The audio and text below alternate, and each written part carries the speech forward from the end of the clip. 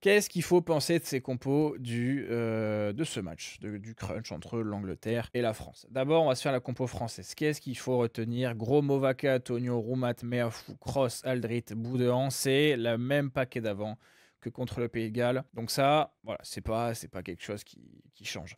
Ensuite, Dupont, Jalibert, évidemment. Ntama qui est suspendu, donc on prend Jalibert en 10, qui est en somme la logique, avec l'absence de Barré et Buros en 15 pour faire une substitution qui, je pense, aurait plu à Fabien Galtier, mais du coup, comme là, les deux sont absents, on part sur Ramos en 15 obligatoirement, et donc on prend euh, un autre 10 qui n'est pas Antoine Dupont et qui est Mathieu Jalibert. À droite sur l'aile, retour de Penaud, ça c'est intéressant, ça va faire plaisir de le voir.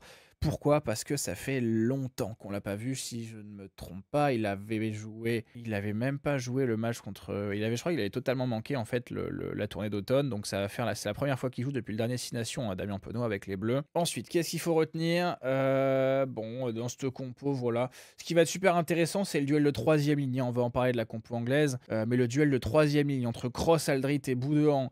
Et de l'autre côté, Curry, Earl et Willis. Voilà, ça va remuer de la viande sérieusement sur cette troisième ligne. Alors, hein, c'est un duel, c'est pas des duels 1 contre 1, c'est des duels d'activité, c'est des duels de grattage, c'est des duels plaquage, c'est pas vraiment des duels dans le match. Ce qui va être intéressant pour le banc, ça va être d'observer, je pense, l'entrée de la deuxième ligne, notamment Oradou. Hein, on a vu qu'il y avait eu ce débat cette semaine, mais globalement depuis 2 semaines, sur est-ce que Brennan n'est pas plus utile sur un banc que Hugo Oradou. Donc on va voir ce que va apporter Oradou dans un match où on peut réellement le juger sur son niveau, parce que bon, le Pays de Galles, j'ai pas envie de leur manquer de respect, mais la semaine dernière, ça n'avait pas été incroyable non plus. Donc voilà, grosse épreuve pour Oradou. Tatafou encore un peu trop court pour remplacer Colombe sur le banc, donc on reste avec Colombe. Baye, on continue avec la politique de l'homme en forme, donc on prend Gros, même s'il revient de blessure. Baye aussi revient de blessure. Guillard, Gégou, Le Garec, Gaëton, donc visiblement on va se rediriger vers une. Ça, je pense que ça dépendra de qui, enfin Le Garec rentrera à la place de qui. Ça peut très bien être Jalibert, ça peut très bien être Dupont. Je pense que ça dépendra du score. Et puis Gaëton rentrera à la place de Barassi, je pense, ou de Penaud, Bielbiarré. Enfin voilà. Qu'est-ce qu'il va falloir faire sur ce match? Je vais vous expliquer, on va juste voir la compo anglaise pour que vous compreniez les enjeux. C'est la 5e fois de la carrière professionnelle de Marcus Smith qu'il est positionné en 15. C'est-à-dire dans sa carrière professionnelle, c'est la 5e fois. C'est-à-dire la première fois, c'était contre le Chili. En fait, il avait fait 3 matchs durant la Coupe du Monde 2023 où il avait été 15. C'était contre le Chili. Il n'avait pas eu trop à faire parce que le Chili était mauvais. Enfin, mauvais par rapport aux Anglais, il y avait une vraie différence, même s'ils avaient été valeureux. Il avait joué contre les Fidji, où il n'y avait pas eu besoin forcément d'une grande couverture, parce que le jeu au pied fidjien, en l'absence de Caleb Moon, ça n'avait pas été exceptionnel. Et il avait joué sur cette Coupe du Monde face à l'Argentine. C'était le match de la 3e place, et ça avait été un match vraiment pourri, donc il n'avait vraiment pas eu de vrai test à ce poste. La 4e titularisation, c'était face à Northampton en championnat cette saison. Donc voilà, c'est pas exceptionnel comme passif en 15 pour Marcus Smith. Je vais expliquer ce qui m'inquiète, je vous fais juste toute la compo, comme ça vous comprenez. Freeman à l'aile, Lawrence Slade au centre, Slaytolm à l'autre helm, ça c'est intéressant. Ils pensaient à mettre Stewart, ils ont finalement opté pour Slaytolm, donc ils veulent du jeu, je pense, parce que sinon ils auraient mis Stewart pour au cas où garder cette hauteur dans les airs si jamais Stewart avait été sur la compo. Charnière, Mitchell, Finn-Smith, première titularisation avec le 15 d'Angleterre, 20 ans. J'adore le joueur avec Northampton. On va reparler de ce qui peut coincer. Le paquet d'avant, Genge, Cowan-Dickey, Stewart. On est vraiment sur de l'expérience. Pour les talonneurs, Cowan-Dickey titulaire, Jamie George sur le banc. Et après, Itoge, Martin, Curry, Earl, Willis. Willis titulaire, il remplace numériquement Ben Curry qui est sur le banc. Donc franchement, c'est une compo anglaise ultra intéressante. Il y va un peu, pas au bluff, Steve Borswick, mais il y va vraiment pas. Enfin, je sais pas comment l'expliquer, c'est pas la dernière chance, c'est pas du bluff, mais c'est vraiment. On n'a jamais vu l'Angleterre comme ça avant, quoi. Enfin, au niveau de la compo, il y a pas Ford, il y a pas Farrell. Marcus Smith, qui est censé être le grand guide en 10, il est en 15. On débute Finn Smith alors qu'on aurait pu le tester avant. Tu vois, on aurait pu tester Finn Smith avant, notamment face au Japon. Sur la dernière tournée d'automne, ils l'ont pas fait. Donc, ouais, c'est. En fait, il y a plein d'interrogations. Par exemple, moi, je suis pas fan. Je sais que Finn Smith, c'est un gros défenseur. Tu vois, par exemple, il peut enchaîner les 20 plaquages en 10 sans problème. Mais moi, c'est plutôt le fait qu'il soit ballardé comme ça en 10 sur un match ultra important avec une couverture du terrain derrière et de Marcus Smith qui va pas être exceptionnel. Tu vois, c'est pas que c'est un joueur nul. Marcus Smith, dans les relances, ça va être très intéressant.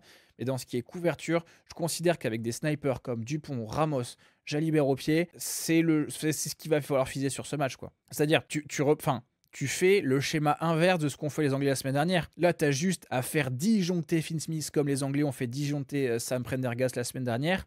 Et tu mitrailles de ballons Marcus Smith, des chandelles, des ballons hauts. Et tu vas le faire chier avec les troisièmes lignes.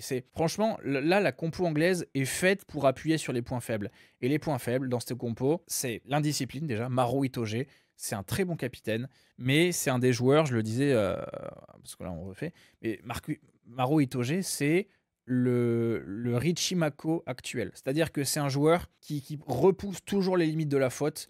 Et des fois, les arbitres sont un peu plus complaisants que lui. Par exemple, la semaine dernière, la faute dont j'étais pas vraiment d'accord, que Ben O'Keefe avait sifflé sur la touche, en fait, c'était vraiment une faute. J'en ai discuté avec un arbitre, c'est vraiment une faute. On le voit presque difficilement, mais en fait, il pousse un peu la main et en fait, il casse un peu comment t'appelles ça? Le lifter, il casse le soutien du lifter pour mettre en l'air Ryan. Et donc, en fait, ouais, c'est une faute et que Ben O'Keefe ait réussi à la voir comme ça, c'est vraiment exceptionnel.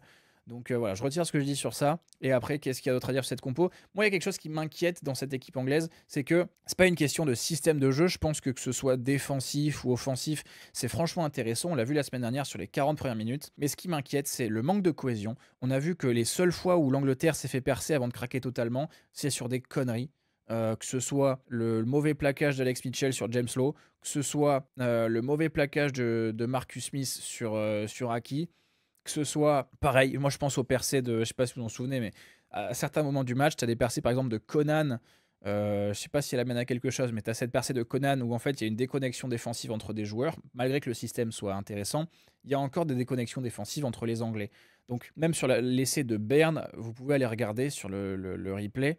En fait, ça tient d'une déconnexion. Je crois que c'est Genge qui est au bord du ruck et Cunningham South, il y a un énorme espace. Et en fait, ils communiquent pas, ils resserrent pas, alors que tu as trois joueurs devant eux et que les deux joueurs font front. Et derrière, il y a James Lowe qui se cache. Et en fait, on n'a pas vraiment l'impression que les Anglais ont l'impression qu'ils sachent qu'il est là. Donc, ils se referment pas. Et du coup, quand James Lowe arrive lancé comme une balle, Cunningham South c'est trop loin parce qu'il n'a pas vu où était Genge à gauche. Et Genge était trop focalisé sur le ruck, il regardait trop le relayeur et il n'a pas vu que Cunningham South était trop loin. Donc c'est ce genre de conneries-là où si la France veut faire disjoncter l'Angleterre, faut faire chier Finn Smith, faut défoncer le fond de terrain, faut dégoûter Marcus Smith du poste de 15 en lui balançant des ballons super chiants à aller chercher. Et dans la défense, faut juste attendre. Et aller, alors pas provoquer, mais aller chercher ces failles, savoir comment les utiliser, savoir quand les utiliser.